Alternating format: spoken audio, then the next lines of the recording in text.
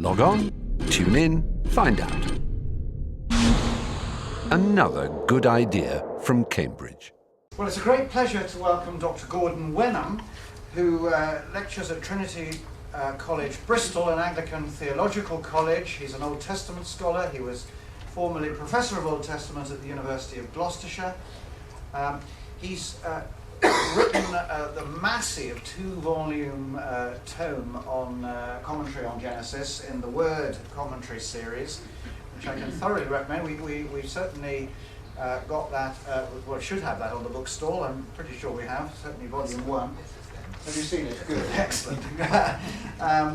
Well worth reading on the issues he's going to be talking about. He comes from an interesting ecclesiastical dynasty, actually, because I learnt New Testament from his brother at Wycliffe Hall, and well, the Greek. I learnt my Greek from your father's text, of course, and did my parish placement with another brother of this dynasty.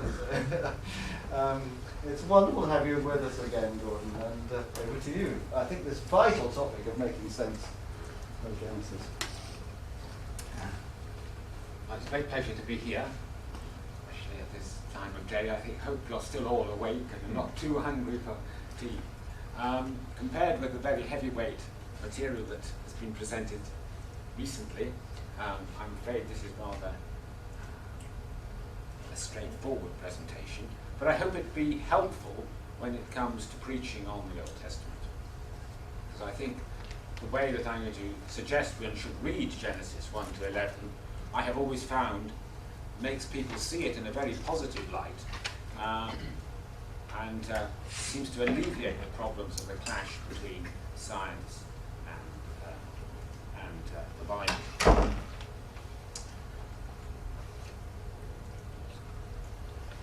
Now, we have certain problems in studying Genesis. I mean, we read it in modern translations, in English translations. And so we tend to think, yes, well, I understand it. But in fact, of course, it's written, say, 3,000 years ago, maybe a bit more if you think it was written by Moses, a bit less if you think go along with some modern theories. That doesn't really matter. But it's written 3,000 years ago. And one would hope that a word from God for the church should be intelligible at every period, and we shouldn't have to be trying to make it speak the language of the 21st century, 21st century AD, when it was actually written only 3,000 years earlier. But when we are trying to understand it, we need to think how it would have been understood that in, say, 1000 BC by people who were familiar with this sort of material. So what I want to introduce you to this evening is the similar stories that we have from the ancient Near East, and to suggest that if we can focus not necessarily on the similarities, I'm going to stress the similarities to start with to show you that they are similar types of stories, but on the way that Genesis is changing these familiar stories, we may get a model for how we can proceed reading Genesis ourselves today, and indeed perhaps even how we could have a model for interpreting modern scientific theories. Now, what are the great stories from the ancient Near East that seem to be like Genesis 1 to 11? The first one was discovered in about 1880. It came from a library of great King Ashurbanipal, who lived in about 600 BC, but this story of Gilgamesh tells, in tablet 11, tells of a flood story. It tells of a man called Utnapishtim, who was the only man ever to inherit immortality. And the way he inherited immortality was this. He was tipped off by his God that there was going to be a universal flood. So he built a wonderful big boat, an ark, and he loaded it up with silver and gold and all sorts of animals and whatnot.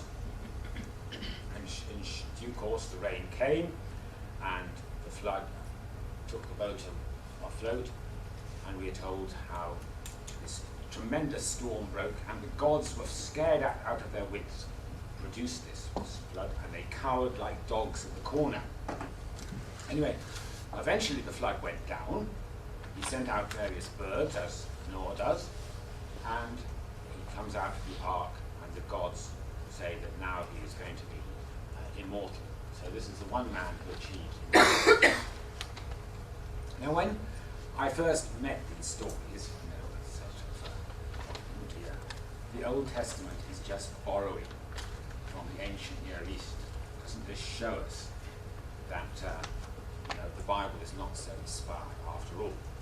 And I think that is our first reaction when one sees these similarities.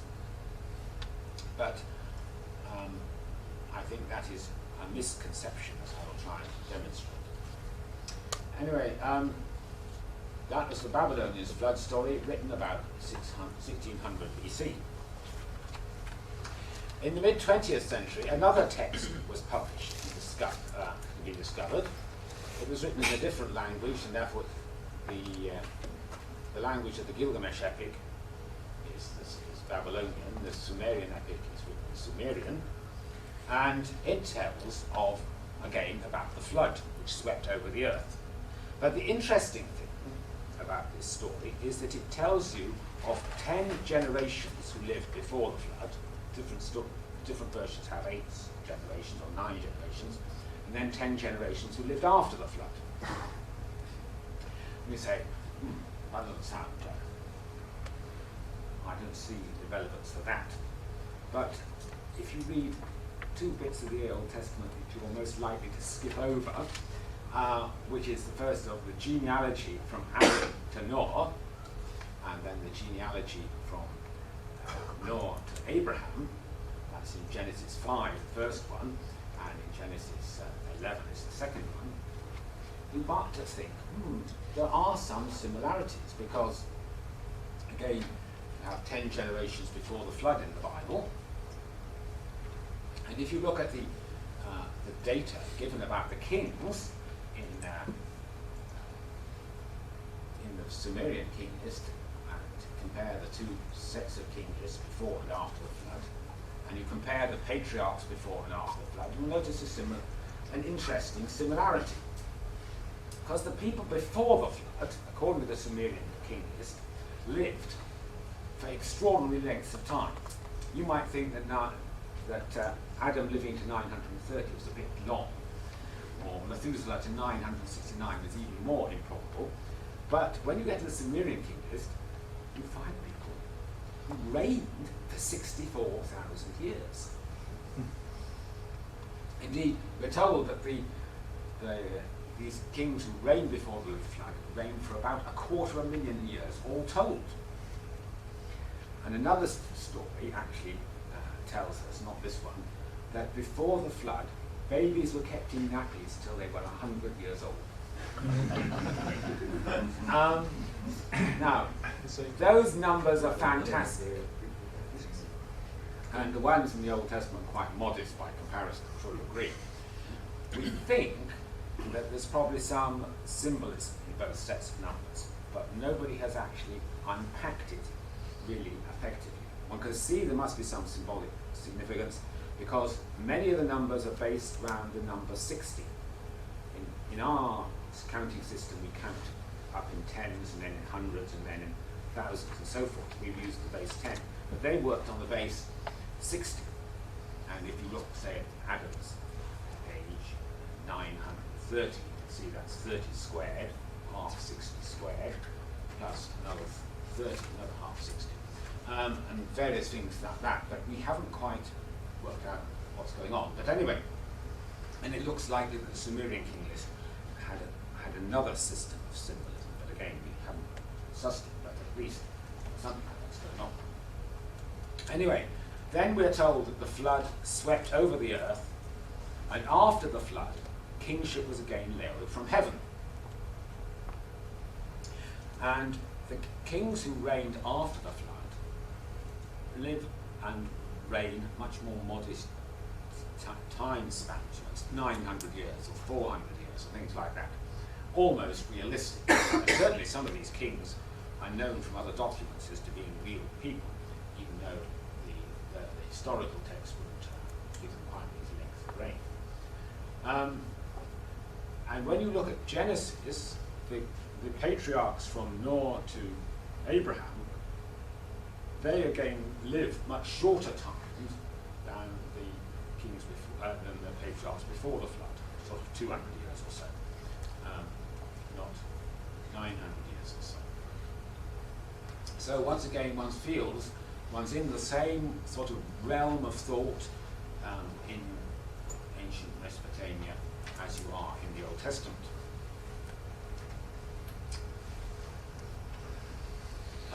The next text is the so-called Atrahasis epic, which turns out to really be a fuller account of the flood story, or the original account of the flood story, which got borrowed by the Gilgamesh epic.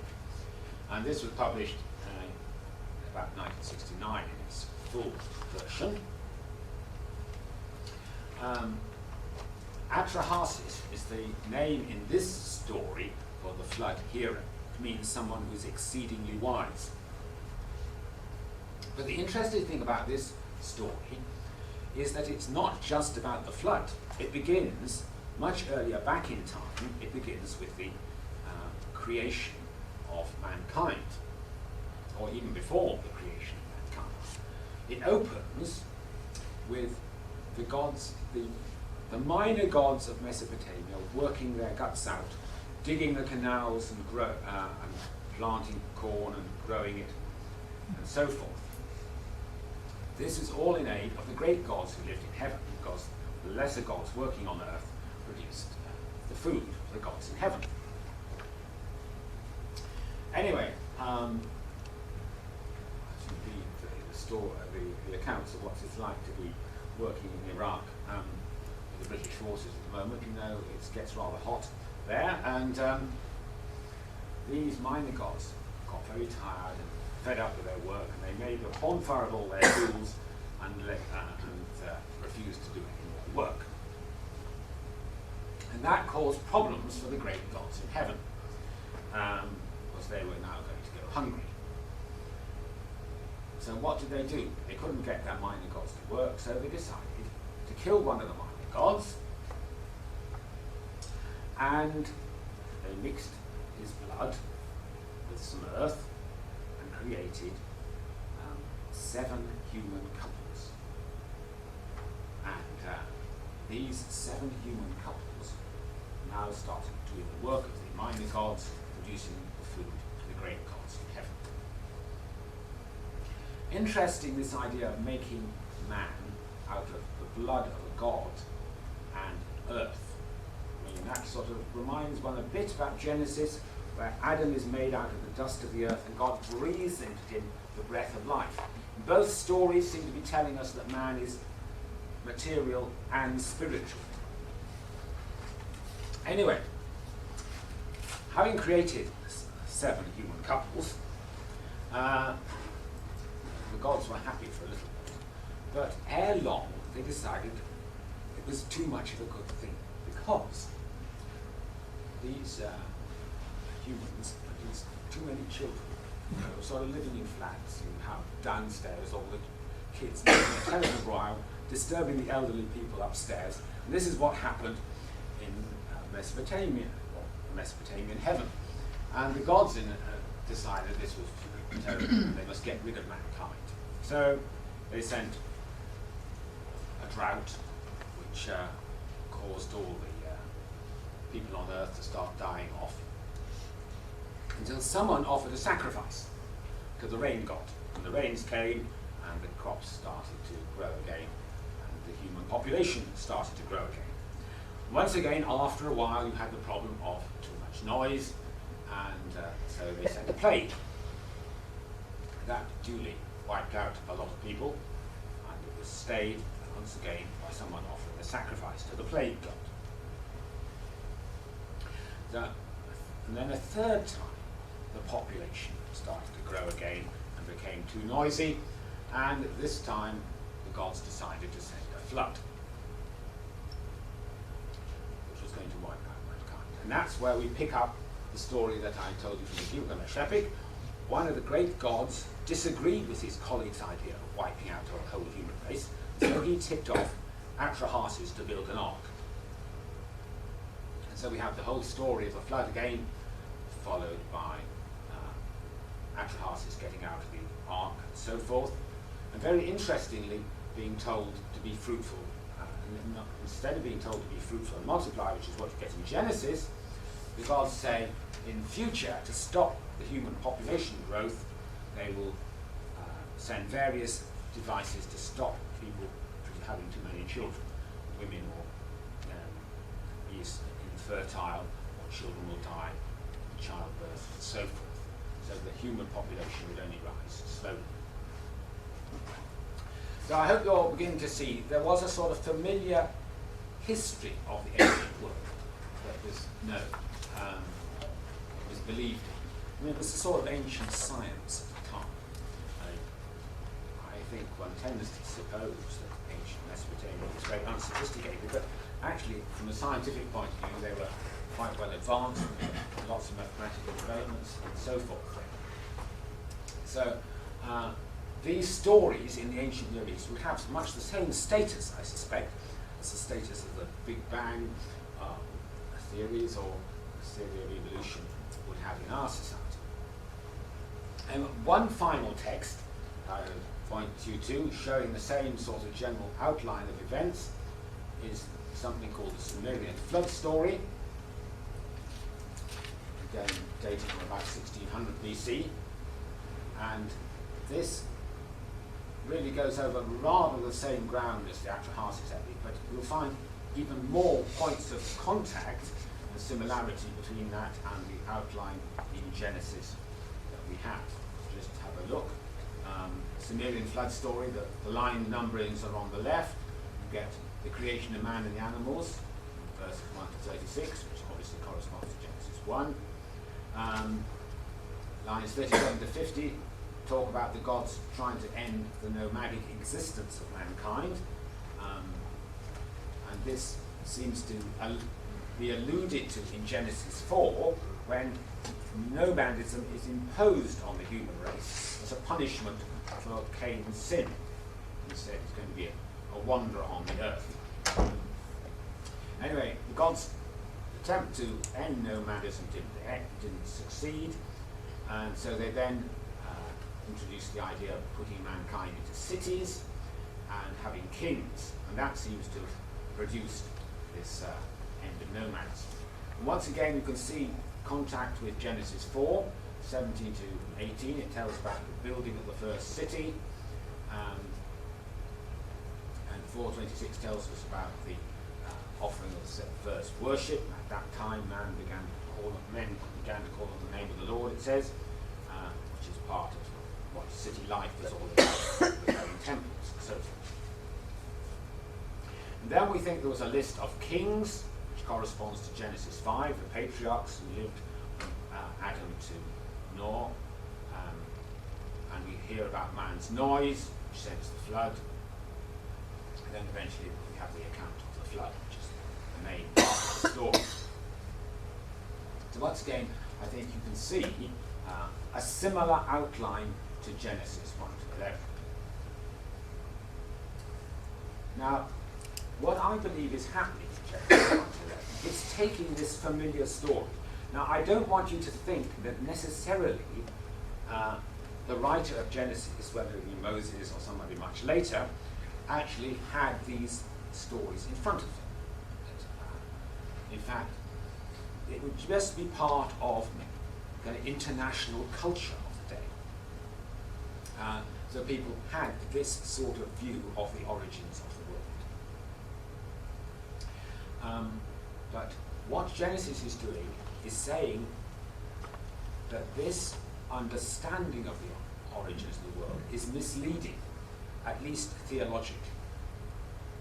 that in fact the God that Genesis is talking about is quite different from the gods of Mesopotamia. So let's consider that in a little bit more detail. According to Mesopotamian belief, there were many gods, including things like the sun and the moon. The sun god was the god of justice, and was a moon god, and so on. According to Mesopotamian belief, we think that matter was seen to be eternal. At least they don't talk about the origins of matter. They also believed that civilization was progressing, that the world was getting better and better, that living in Babylon was much better than living as a nomad, for example. They believed that their temples reached up to heaven and so forth. Very clear they believed that man was an afterthought. It wasn't part of God's original, the great God's original plan. It was just a sort of strike-busting effort that they created man to produce the food for the gods, because the minor gods had gone on strike. Now I hope if you compare that with Genesis, you realize we're dealing with a very different theology. Most obviously, there is only one God.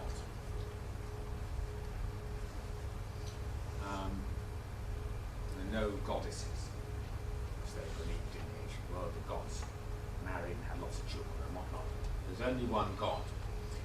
It's interesting too that the sun and the moon are said to be created. Because on the fourth day, God created the sun, the greater and the lesser light, it says. Interesting, they don't say on the fourth day God created the sun and the moon. They say the greater and the lesser light. Perhaps to avoid any suggestion that they were personal, because the word for the sun could also be understood as sun god. On the fourth day God created the sun god, or something like that. So to make sure that idea doesn't enter your head that the sun and the moon are gods, they say on the fourth day God created the greater light and the lesser light. Then it would seem that Genesis is probably saying, I'm saying probably because there's a little bit of discussion as to Genesis 1:1, whether it is talking about the absolute beginning of all creation. But that would be the natural way to read Genesis 1:1. In the beginning God created the heaven and the earth. That means in the beginning God created everything. So I think Genesis is probably affirming matter was created right at the beginning. And it's not eternal. Certainly that's the way it's been understood by Christians for most of Christian history. Now, a very obvious point where Genesis is disagreeing with the positive views of the ancient Near East is that civilization is not progressive. God creates everything good to start with, and then things go badly wrong. First in the garden, then you have then you have Cain and Abel, the worst possible sort of murder, a brother killing a brother. And then we're told that violence fills the earth, and that's why God sends the flood. So Genesis is showing a sort of downhill slope, not an upward progression, as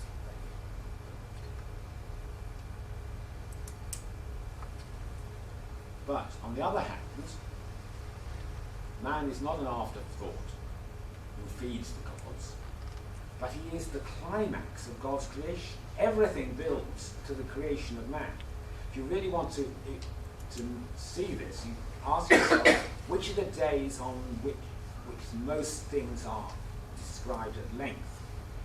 And you'll find it's those areas that matter most for human existence, as it were, that are described at length. Obviously day 6 is described at great length, but also day 4, with its creation of the sun and the moon, which sort of control human life, and then the creation of the land and all the plants and so forth. That also is described very clearly. Anyway, man is definitely the climax of creation, and he is fed by God. God provides the plants for man to eat, for man and the animals to eat. It's not as though man's got to feed the gods, God provides food for man.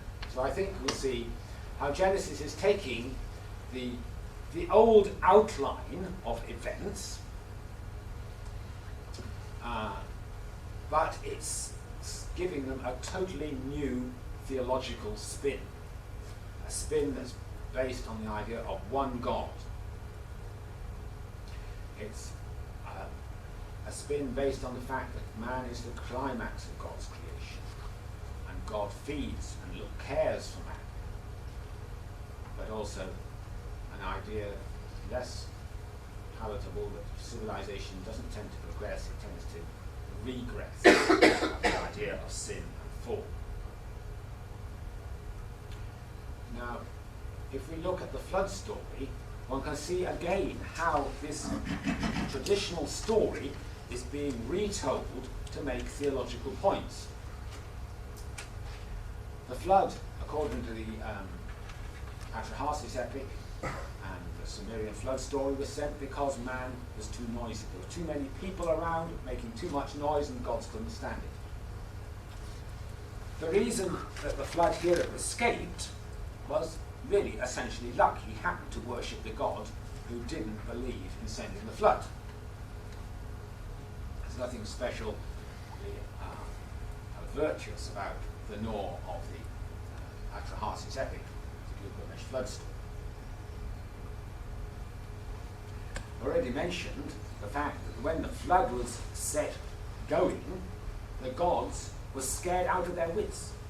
As I said, they're described as cowering like dogs in the corner. Clearly, they had set forth a flood which they then could not control. It was beyond their power, so the flood was a power beyond the control of the gods.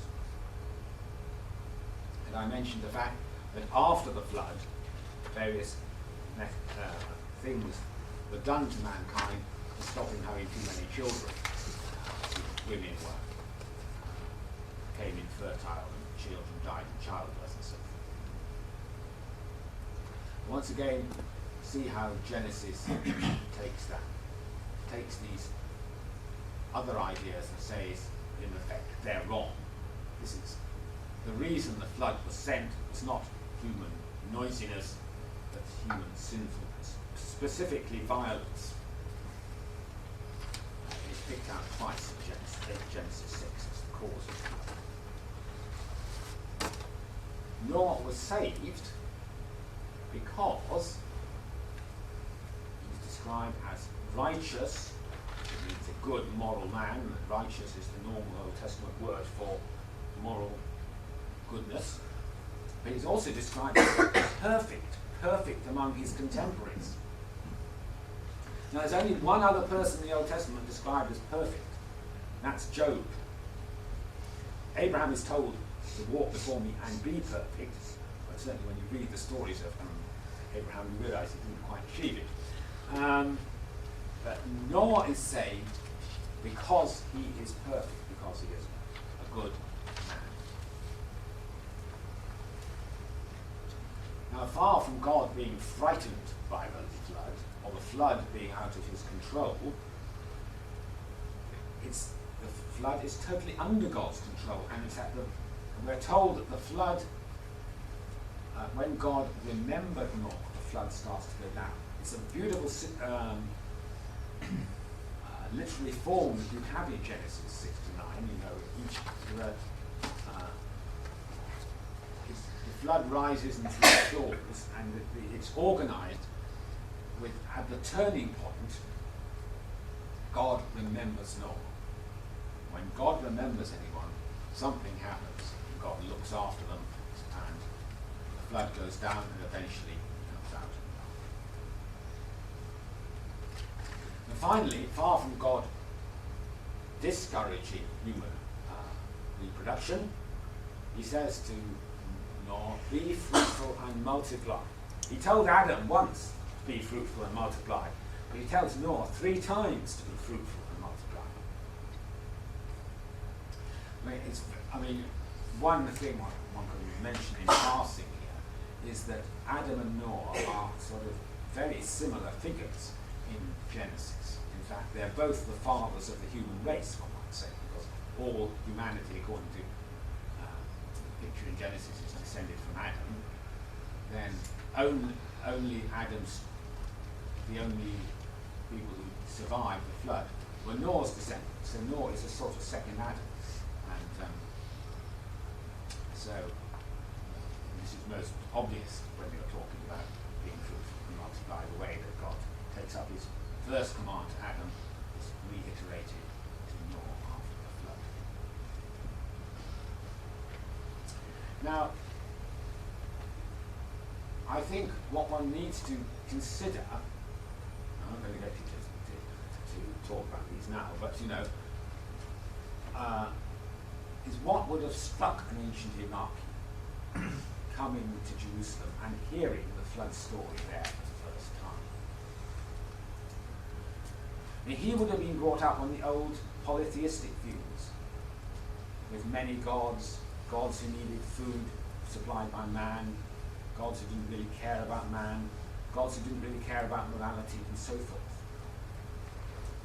And he wouldn't have, the ancient Iraqi, reading Genesis for the first time, would not have noticed the similarities.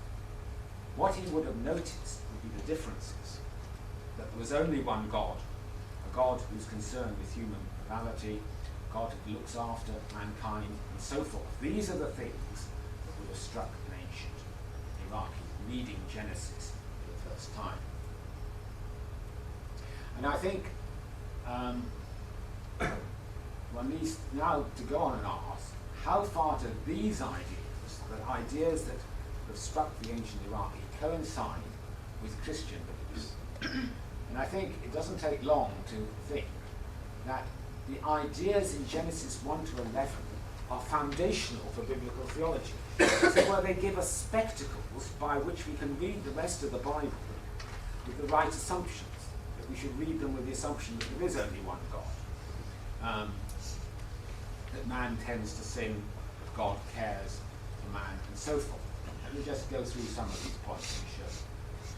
Of course, only one God is a fundamental of Christian belief. That God is totally sovereign. That is one of the things that comes out very clearly in the flood story, for example. God is in total control of that. As well as when he says, let there be light, there is light, and all the process of creation. He just has to speak and it happens. That man is the centre of God's concern. And that point is not simply made in the structure of Genesis 1, but again, of course, in Genesis 2, when everything in the Garden of Eden seems to be created for Adam's benefit.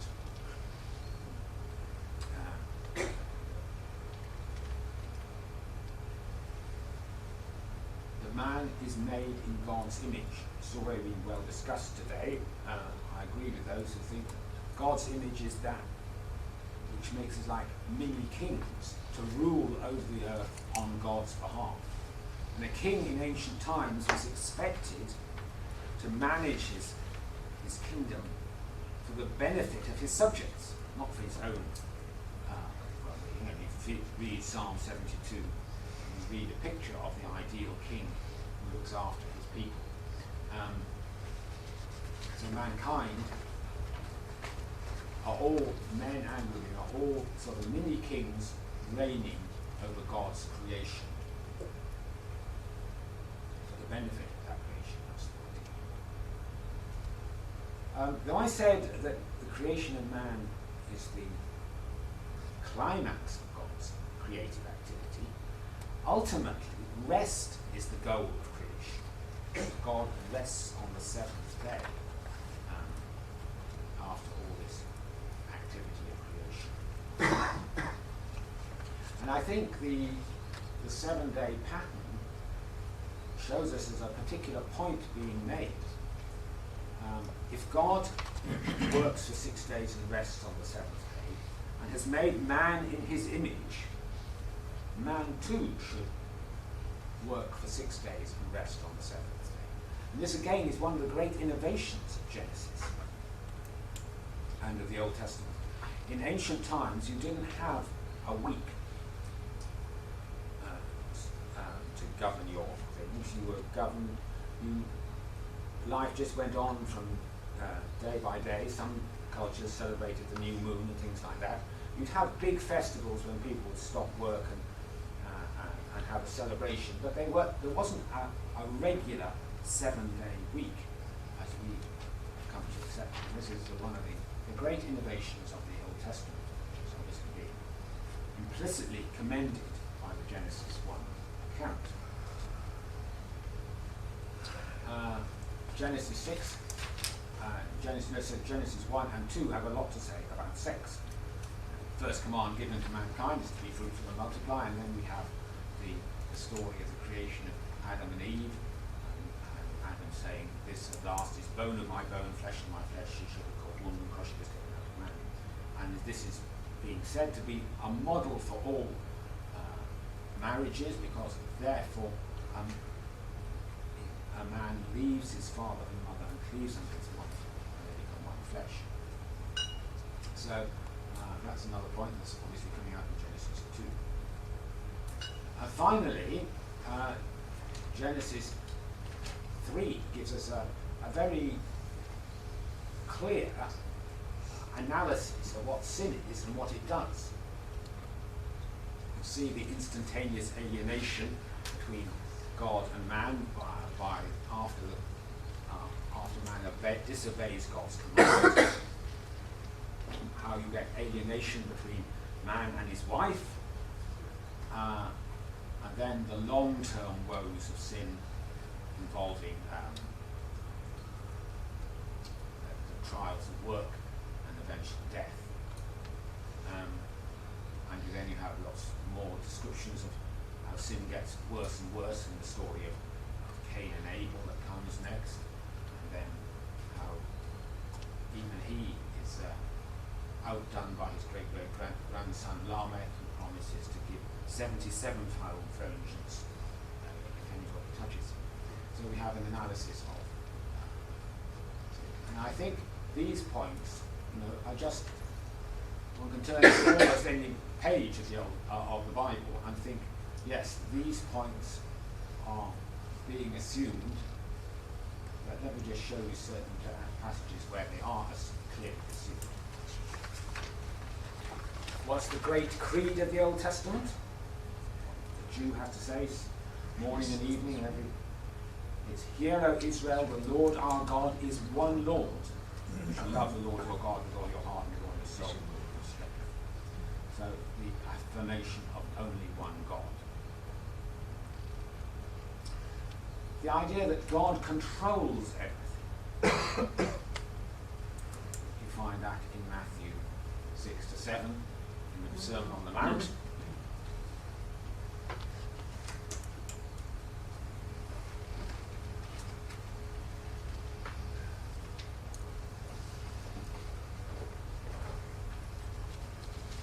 Jesus says, "Look at the birds of the air. They neither sow nor reap or gather into barns, and yet your heavenly Father feeds them. Are you not of more value than they? Why are you anxious about clothing? Consider the lilies of the field, how they grow. They neither toil nor spin. But I tell you, even Solomon in all his glory was not arrayed like one of these. If God so clothes the grass of the field, which today is alive and tomorrow is thrown into the oven, will he not much more clothe you, O you of little faith?"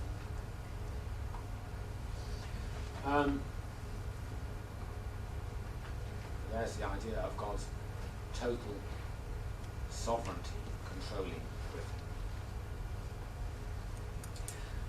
That man is the centre of God's concern, It's sort of alluded to in Mark 2:27, for example, when Jesus said, the Sabbath was made for man, not man for the Sabbath.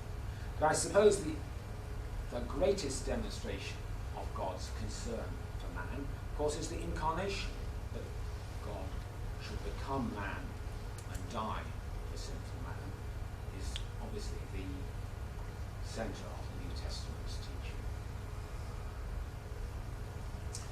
That man is made in God's image, is assumed by the New Testament, but of course specifically applied to Jesus as the one in the image of God. In Colossians 1, for example.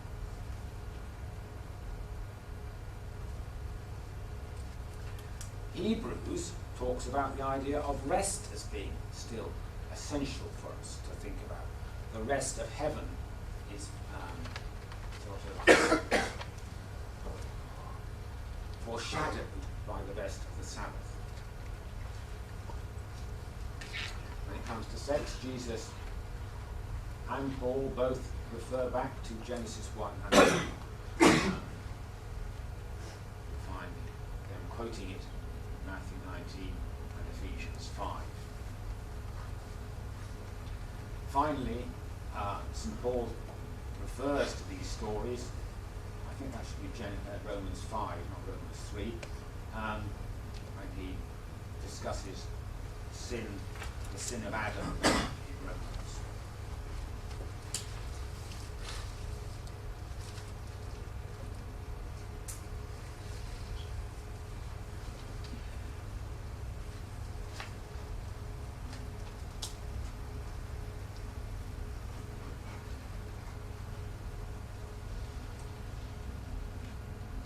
Now, I hope I've shown you that what you find in Genesis 1 to 11 are principles that run through the whole Bible and clearly taught in the New Testament as well as in the Old Testament. Just drawing your attention to some of the familiar passages. But by way of sort of conclusion, I want to ask that question.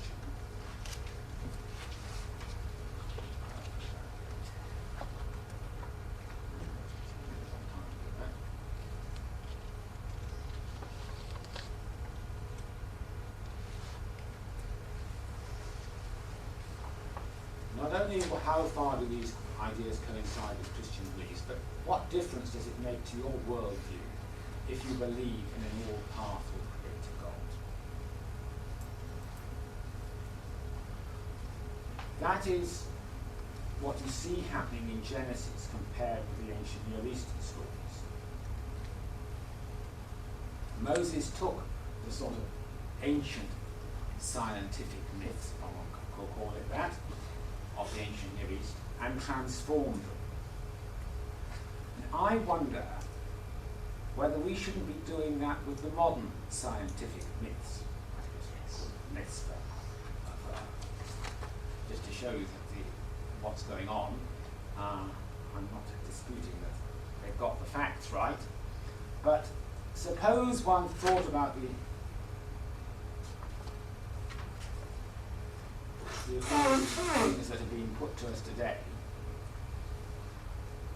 the Big Bang theory of evolution, and contemplated the fact that each of these stages was controlled, designed by one God.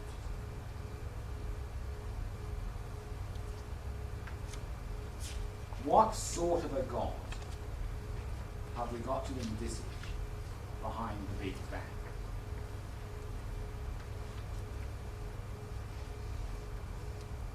Producing, I'm not sure the proportion is right, but they'll give you the right order of magnitude anyway.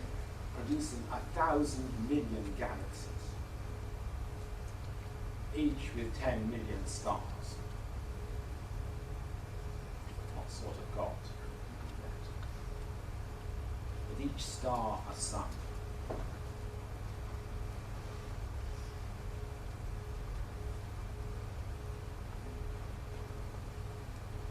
sun, having Earth, moons, and other planets.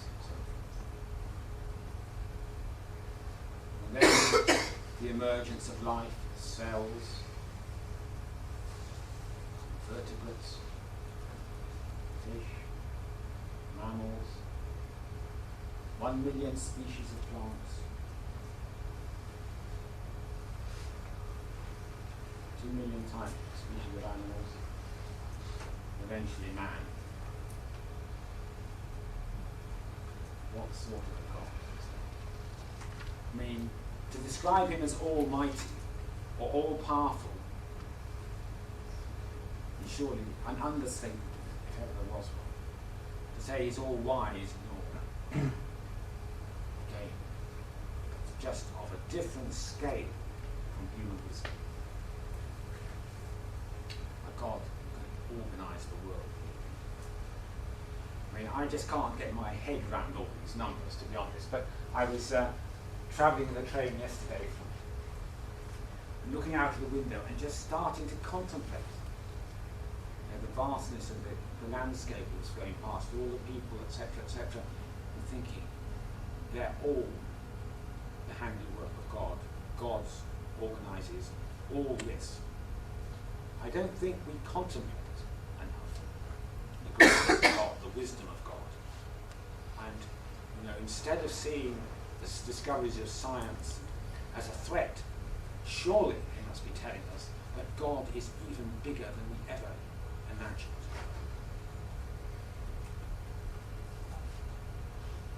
So that's what I would ask you to consider. How could the modern scientific story of creation be retold if creation was controlled by God, not by chance?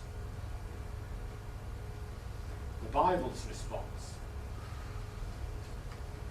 let me just read you what the rough writer said. When I look at your heavens, the work of your fingers, the moon and the stars which you have set in place, what is man that you are mindful of him, and the Son of Man that you care for him? Or Job 38. God asked Job, who does he live?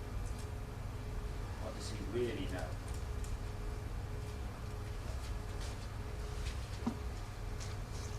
Then the Lord answered Job out of the whirlwind and said, who is this that darkens counsel by words without knowledge? Lest for action like a man, I will question you and make it known to me. Where were you when I laid the foundation of the earth? Tell me if you have understanding. Who determined its measurements? Surely you know. Or who stretched the line upon it? On what were its bases sunk, or who laid its cornerstones? And the morning stars sang together, and all the sons of God shouted for joy. Or who shut in the sea with doors when it burst forth from the womb? When I made clouds its garment, and darkness its swaddling band. And so on. I think we should all concur, as it were, with Psalm 19, verse 1. The heavens declare the glory of God, and the firmament telleth his handiwork.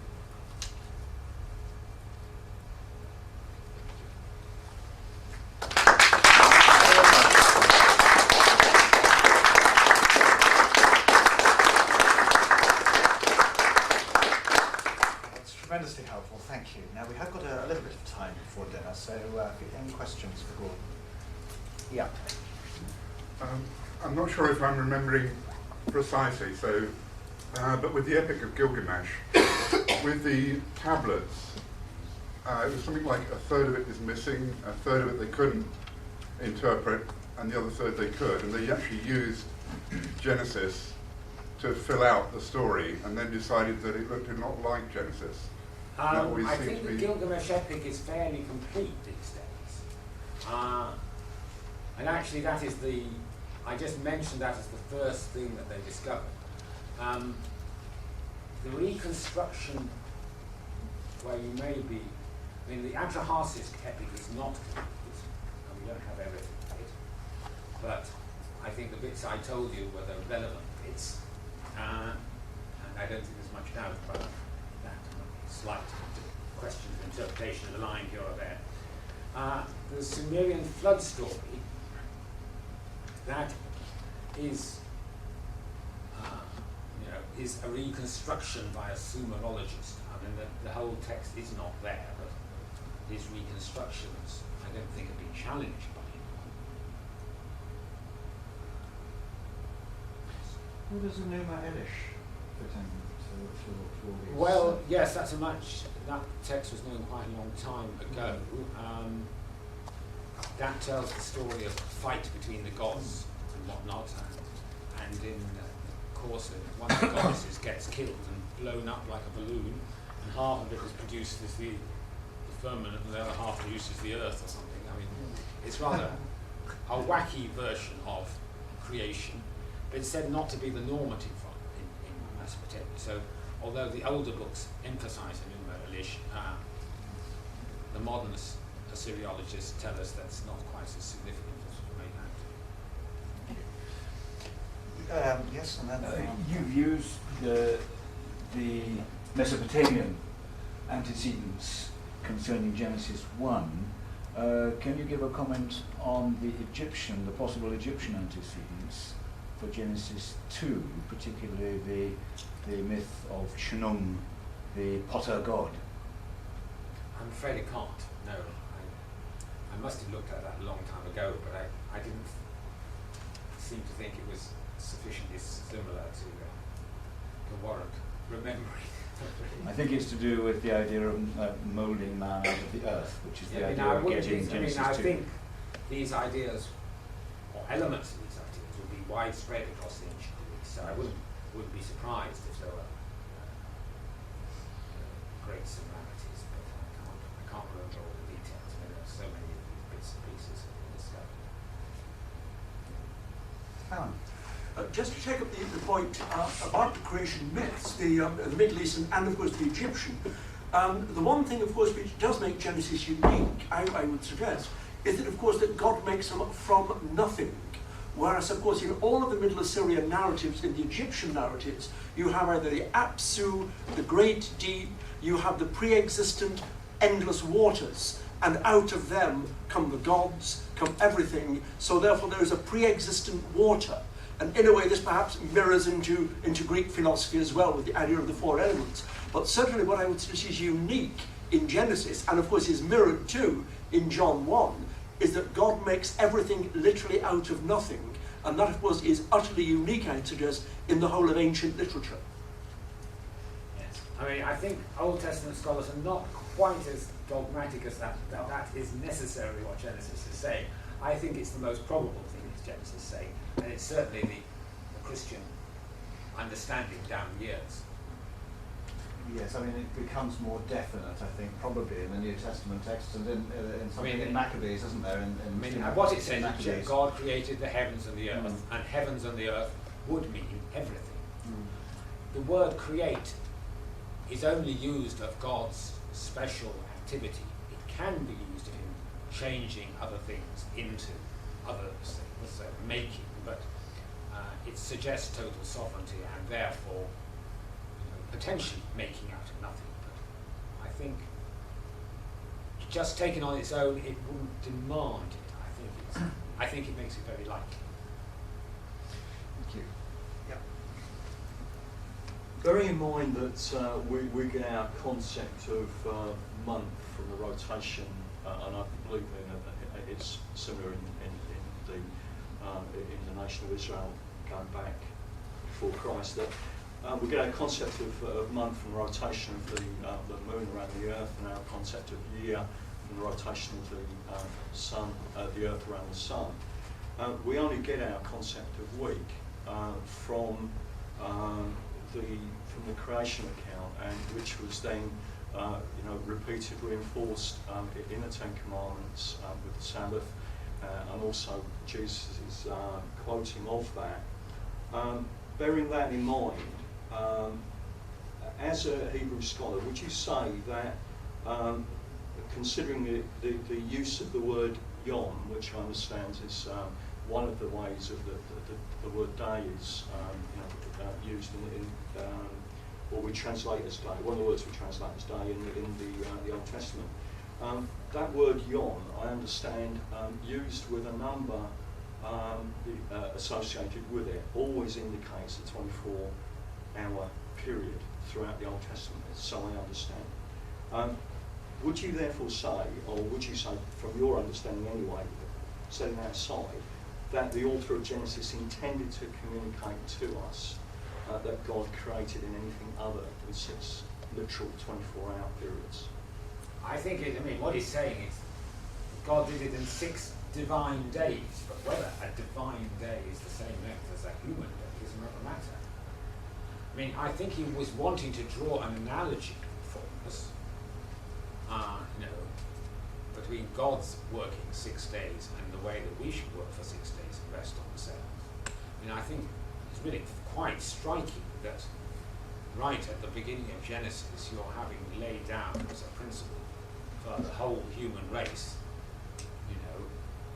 work 6 days and rest on the 7th. I think particularly these opening chapters of Genesis give us an insight into God's ideals for the whole human race, because it's not a question of laws especially for the Jews, but people like Adam and Noah represent the whole human race, and it is to come that you say that Yom never means anything but a 24-hour day. I think there are cases, but I couldn't immediately say where it does have a more general.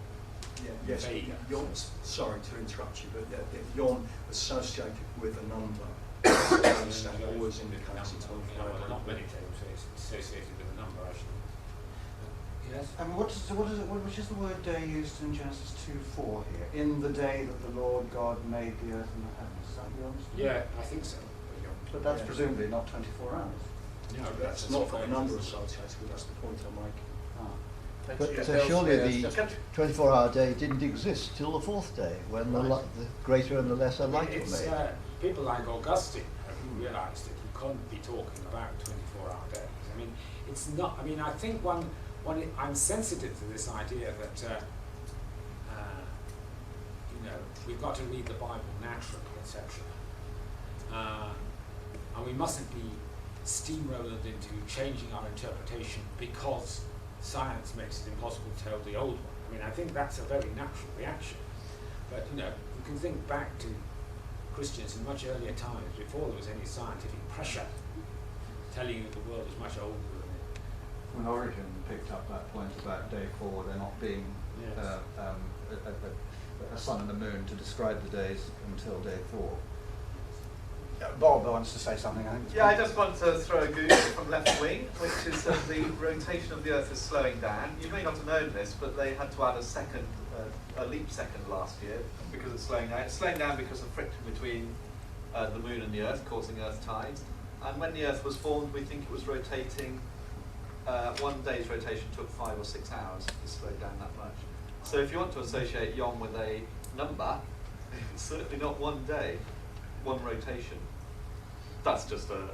Thanks, okay, yes. Nice one. And to move to the consideration of the transfer of the significant information about creation from Adam, assuming he was one man created, the communication of it through the king. How shall we describe him? Sorry, I've got myself coming down to the time of Moses. In other words, in the question of inspiration, if we believe it's Moses, I do. The communication method. I think I was reading the book. Was it by Phelan, Professor Phelan? The inspiration of the Pentateuch. Are you familiar with that? I'm not familiar with that book, but yes, continue. Most interestingly, drawing through, the consequence of the last 100 odd years biblical criticism and bringing it back to consider, well, if there was a real Adam, one man Adam, who sinned, who was there and knew the wonder of what it was to be in the garden and in fellowship with God, a man with intellect and understanding would have left record to his sons, and then you've got this primogeniture, haven't you, transfer through Genesis. I think you must be familiar with what I'm trying to say, the Toledoths. Yes, yes, yes.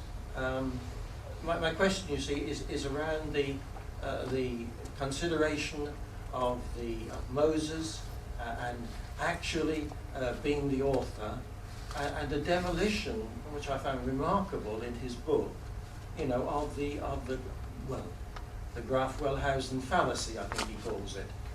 You know, going right through it and establishing a case which lays very comfortably with me. Of a sort of family story passed down by word of mouth, because these things they didn't start to write these records until about the late third millennium. So you're talking about 2000 and a little, probably, BC. Very interesting recent discussion is on how the Bible texts were transmitted in ancient times.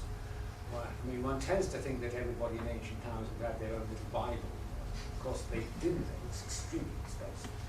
The texts would have been, there would have been a very limited number of texts which the scribes or somebody would have learned by heart, and sort of at the great festivals they would have recited Genesis or Numbers or Deuteronomy or the Psalms or whatever.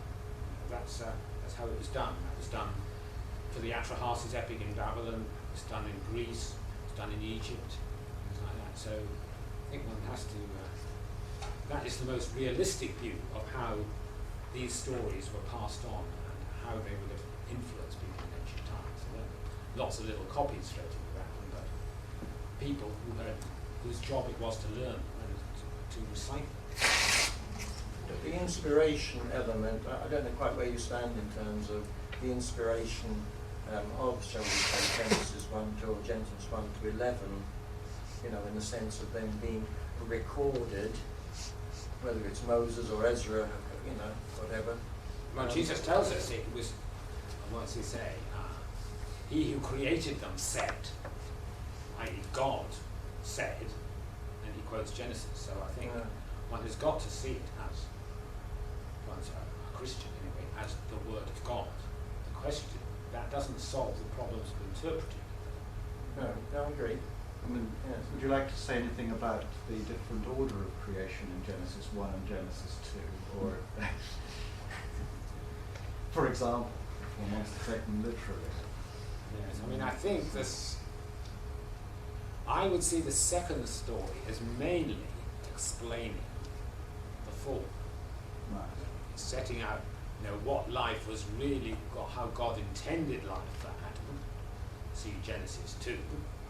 And what it turned out for Adam as a result of his disobeying. But there is a second creation story. Well, yes, I mean, you're told about it. But the whole way it's told is to emphasize before the story, beforehand, the fruit trees and growing by the well watered and everything's nice, you know, and there's harmony between God and man, maybe man and his wife and so forth. And all this goes wrong in chapter 3. Yeah, right. Thank you for what you've offered this afternoon. Could you just offer a reflection on the significance of that refrain that comes in the creation story? There was evening and morning, evening and morning. I don't quite forget to grips with that. Yes, I mean, it gives, I think the way that Genesis 1 is written makes it a bit more like poetry. Some people have said it's poetry, but I think it's a sort of highly elevated prose. And these refrains make it more musical, as it were. And it helps to build up the climax with the creation of man. God says, let us make man in our image. I think Christians see this let us as a reference to the Trinity, but it's probably also a reference to the angels, that God wants all the angels to watch this final stage in creation, which is the creation of man. Show it as the climax. So that's how I would take these references, giving a more poetic dynamic. Maybe the last question, because we'll break for... Real quick, scholar named Gerald Schroeder, I've read, has said that a better interpretation of the first line is with wisdom God created as opposed to in the beginning. I wondered if you had any thought on that. I'm rather astonished to hear that, but in the word Reshit, which is translated beginning, obviously is connected with the word Rosh, which means head. So start. I don't know how you could. I mean, it's Proverbs talks about by wisdom God created the earth, but I would have thought his translation of Genesis 1:1 was impossible.